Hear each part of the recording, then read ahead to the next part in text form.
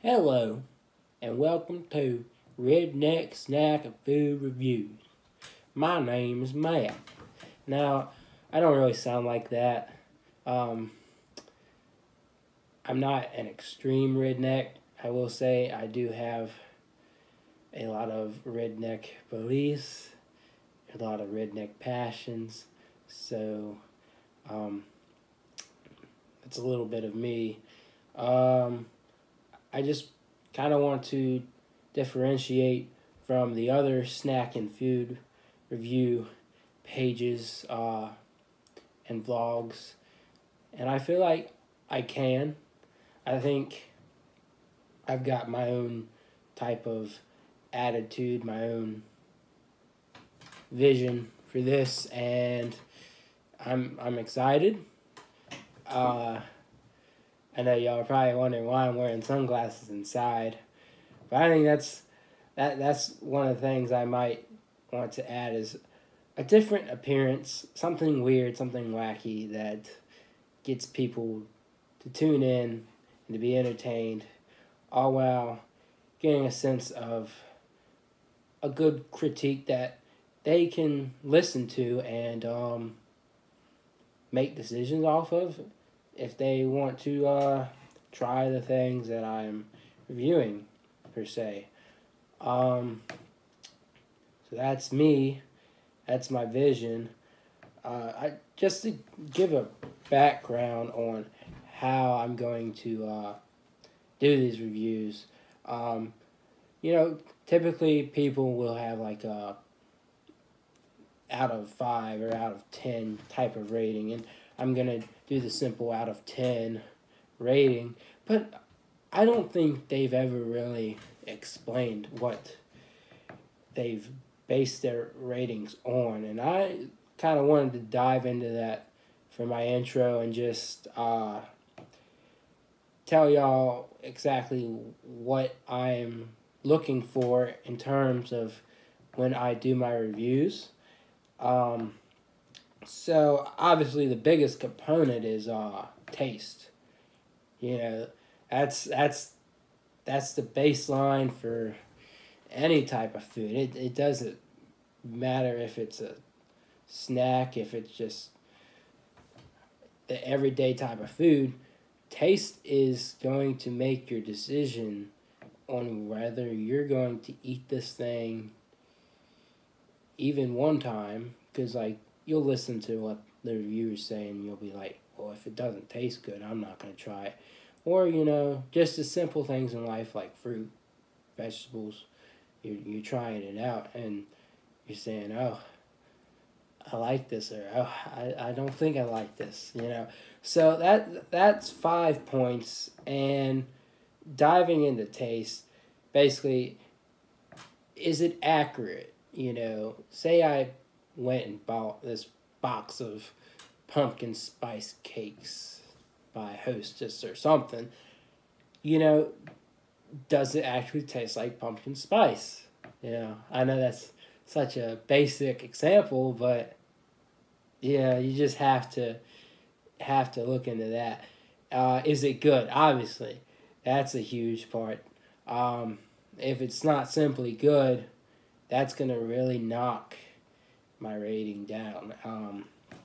And then would I eat it again? And pretty much how often would I eat it? Of course, a lot of times I'm not gonna eat this food again. I'm trying to moderate, and it's kind of hard to like moderate and eat all this stuff. So, but like in a hypothetical world, if I'm thinking, am I going to eat this again? That's pretty much what I'm gonna base that with, and the rest of them are smaller components, all very important components, and honestly, I'm sure other reviewers have their own basis for what they're looking at, but I'm a run through these others, and then I guess we'll call it a day. Uh, I'm new to this. I just want to make sure y'all know who I am and what I'm about. So, the next component is uniqueness. That's a point. Uh, it's clear cut. Is it different? Is it its own thing? Or is it just a trend? And it's not to say that having been a trend is a bad thing, but if it's just the same old pumpkin spice or peach, or coffee flavor, that's not very unique, and it's it can be a great product, but the problem is it just can't be perfect if it's not its own thing. So that's what I'm looking at for that. Appearance, that's one point. That's clear cut too. Is it appealing? Does it look appealing? And is it as advertised? You go to a fast food restaurant, you see their TV ads, and then you go there, and clearly most of the time you're not going to get as advertised. So, a lot of the snacks we'll probably get a lot of stuff that looks pretty spot on, but a lot of these companies, they hire pros to edit, and their snack's not going to look like that.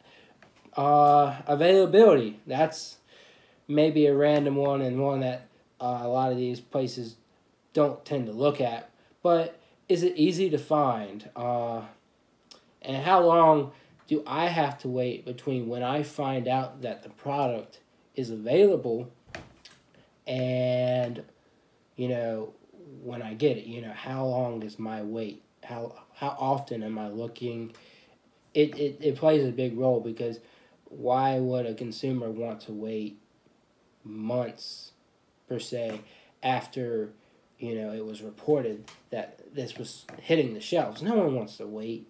And I feel like your product has to be reliable, and it has to come out when you say it's going to come out, So that plays a big role, especially from in the area that I'm in.